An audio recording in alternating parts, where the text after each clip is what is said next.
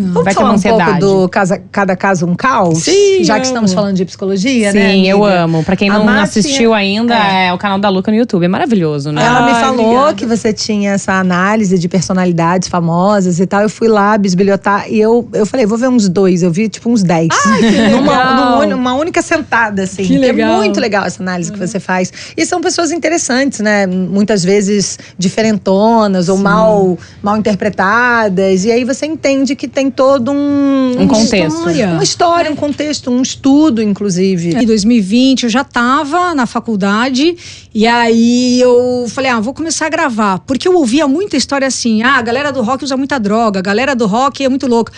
Não, são as pessoas, a galera do samba, do pagode, os seres humanos são assim, são as pessoas, né? Então eu falei, nossa, por que fulano, imagina se o fulano fizesse um livro. Qualquer pessoa dá um livro, qualquer história. Vai falar com o seu porteiro, vai falar com a Samir, com a Samara. Qualquer um dá um livro. Só que esses caras que são super famosos, a gente, de novo, por conta da previsibilidade, a gente fala assim, nossa, olha como o cara deu certo, e tudo com um cara bacana, olha que não sei o quê, ou se ele é bem louco. Enfim, dá um exemplo assim do Gene Simmons e o Paul Stanley do Kiss. Você olha, eles são, né, é o estereótipo dos caras muito loucos, né?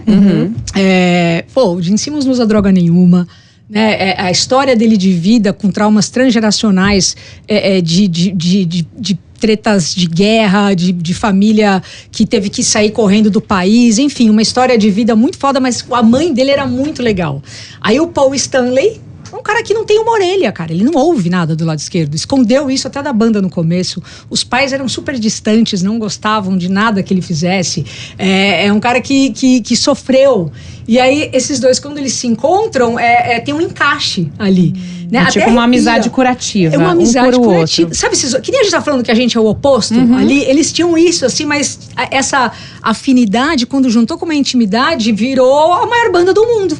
Assim, né? Então são histórias que você fala, cara, que coisa louca. E você passa a entender aquilo que antes você julgava de outra forma, né? É só um doidão. E não nunca é só um doidão. Você fez uma análise uma vez do Chris Cornell também, que é sensacional. Porque a gente falou disso, né? De artistas que te surpreendem por não serem legais. E eu tenho uma amiga, que é a Sara. Ela me contou que ela sempre foi um grande fã. Ela sempre foi muito fã dele, do Chris Cornell. E quando entrevistou, ele foi um grande cuzão. Né? E aí ela falou, caramba, eu achava que seria super legal, eu era muito fã da música e tal, e às vezes é melhor não conhecer os ídolos, né? A gente falou sobre isso. Mas ele é uma pessoa que também tem várias questões, né? Várias depressão questões. Profunda, né?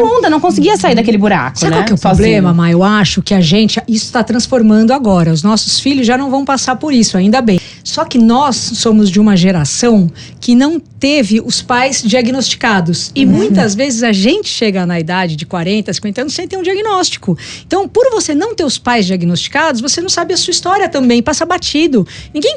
Cara, se não ouve alguém falar assim, meu pai tem TDAH, minha mãe é border, meu pai, antes era frescura ou loucura? Frescura, depressão, loucura, tudo que vem junto aí, né? Todo o resto. Um resumão. Então, cara, se você entende uma bipolaridade, a bipolaridade é uma doença, não é um transtorno de personalidade. É uma doença. E aí você pode tratar ela com medicação. Claro, porque sozinha a pessoa não vai conseguir. Exato. Sem remédio, sem e ela tem bom acompanhamento. Tem uma base genética importante, não é 100%, mas quando você já sabe, meu pai ou a minha mãe, você já...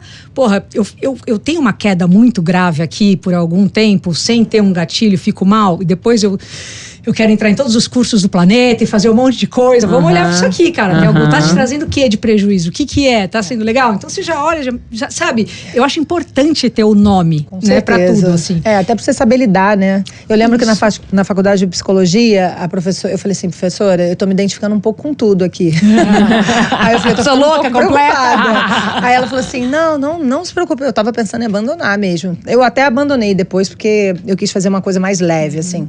Mas foi muito legal tudo que eu aprendi lá. E eu lembro que ela falou assim, todo mundo tem um pouco de tudo. O problema que você precisa tratar é se você começa a ter prejuízos sociais, que significa não se dar bem de alguma forma com as pessoas, não parar no emprego, ou não conseguir arrumar um emprego. Não consegue sair de casa. Não consegue sair de casa. É quando a sua vida socializar, você tá tendo prejuízos sociais de uma forma geral. Todo mundo tem alguma coisa. O traço todo mundo tem. Aí eu me acalmei. Mas entendi como o conhecimento isso. é importante, né? Porque realmente já traz essa calma. E é como se fosse assim, um pote que cada um tem um pouquinho de cada coisa. E às vezes tem gente que tem um pocão de uma coisa, né? Então o que a gente normalmente muito e julgar, o cara é loucão, drogada, foi muita droga, ou muito dinheiro, ou subiu a cabeça, às vezes não é, às vezes é uma história muito sofrida, uma dor muito grande, exatamente. Né? Como na maioria dos casos é assim. O Kurt Cobain era um que falava, né? Falava muito dele no palco, do quanto que ele não conseguia entregar, e ele falava, o sonho dele era ser um Freddie Mercury, que era um super showman, mas ele não era. E o sonho, na verdade, era poder escrever a música dele e não precisar subir no palco, porque ele morria na hora de subir no palco. Mas ele foi super mal interpretado por isso. Não é legal com jornalistas, não quer dar entrevista. Então, é muito complicado. Das mentes dessas do rock que você analisou, assim, qual que você achou mais interessante? Cara, eu acho que assim, uma que de análise, de ter conhecido e que eu queria muito voltar atrás, eu sei que não adianta nada, mas é uma ilusão de controle que a gente acha que tem, é do Chorão. Porque o Chorão eu trabalhei com ele também, né? Além da rádio, depois eu vendi os shows do Charlie Brown. E ali, quando você vai estudar depois, como o meu foco é na terapia do esquema, é o que a gente chama do cluster B, né? Eu trabalho especificamente, especificamente não, mas trabalho muito com cluster B e com pessoas que tiveram relações traumáticas com o cluster, né? Que são a psicopatia, narcisismo, histrionia e o border. Pessoas que se relacionaram com quem tem algum desses. E com as pessoas que têm, né?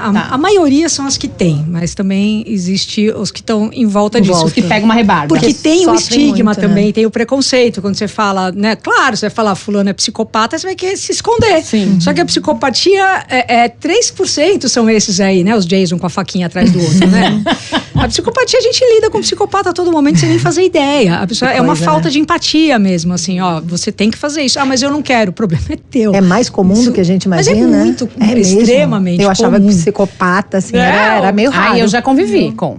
Eu já consigo identificar. O nome de psicopata, ele é muito usado, que eu também tenho uma pós que eu amo de psicologia investigativa. Eu também sou criminal profile. Madrugada, ela ainda é mãe, tem um moleque lindo. Ela deve cozinhar ouvindo. Atende várias. Eu durmo ouvindo, acordo, tomo banho ouvindo. Caramba, pra aproveitar o tempo, né? E na psicologia criminal também tem, assim, o termo é usado mais nessa parte, né, de perícia, o termo psicopata. O comum, entre aspas, que a gente usa é o antissocial.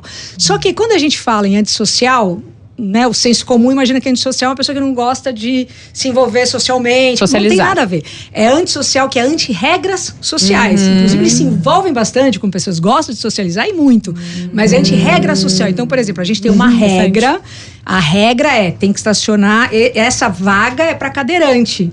Na cabeça do antissocial, eu vou lá rapidinho. Não tem nenhum cadeirante aí mesmo? A gente vai começar às 3h, aí a gente vai terminar às 3h30. Ele chega às 3h30. Mas, vai me atrasar, não tem problema, eu quero fazer esse horário. Então, assim, é anti-regra e é anti-regra social. A pessoa que eu convivi era bem assim mesmo. Era parecido, é um pouco parecido com a era, porque, enfim, pela minha terapia mesmo, assim, eu fui entendendo depois. É parecido com o narcisista, um pouco? Era isso que eu ia falar, por isso que é o cluster B. Tem 3 clusters. O cluster B são esses, assim, quando a gente fala assim, que o cara, eu já convivi com alguém que tinha essas questões antissociais. Provavelmente você vai olhar ali, você vai encontrar traços fortes de narcisismo e de border e de histrionia. Fortes, porque é um cluster. Ele passeia. O que é cluster? É como se fosse guarda-chuvas, né? Então, A, B e C, os grupos são grupos.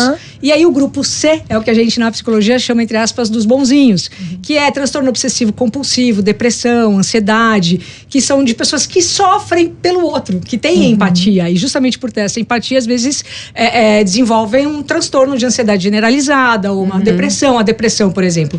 Não existe deprimido, isso em tudo quanto é estudo. Eu cacei. Não existe deprimido que antes não sentiu muita raiva, que não elaborou. Então, as emoções, elas são muito importantes a gente conseguir elaborar. Sempre a raiva? A raiva tá aqui, vamos supor, você tem a raiva é normal, a gente sente raiva. Sente raiva, você tem que entender essa raiva, nomear essa raiva. Antes da depressão, a gente vai ter nossas emoções. Sim. As nossas emoções, alegria, aquele tristeza, desenho, né? Isso, divertidamente. Ótimo, perfeito. As nossas emoções. Então, toda emoção, ela é comum, a gente tem que sentir. Se você trava essa emoção, eu não posso sentir isso. Então, você não pode sentir raiva, não posso sentir raiva. Você já reprimiu e colocou alguma outra emoção em cima. Menino não pode chorar, né? Menino não pode chorar. Você já colocou uma outra coisa em cima dessa emoção, já tá mais difícil dela sair, tá mais pesada. Essa outra emoção aqui, normalmente vem a raiva. Vem a tristeza, aliás, em cima da raiva. Então, tem a raiva e você não pode falar aquilo. Vem uma tristeza e em cima da tristeza, angústia. Aí é um pezinho para depressão. Tanto que você pode conversar com qualquer deprimido, tem uma parte de raiva que ficou guardada, alguma não coisa dita. de raiva que não conseguiu pôr pra fora, não conseguiu resolver. Então, só pra gente não se perder, você ia falar do Chorão. Não fechamos essa O Chorão, por exemplo, ele era um cara que tinha muito esse perfil do border, mas muito, assim, né? De instabilidade, de altos e baixos, também não é só uma coisa negativa, né? Quando a gente fala desse cluster aqui.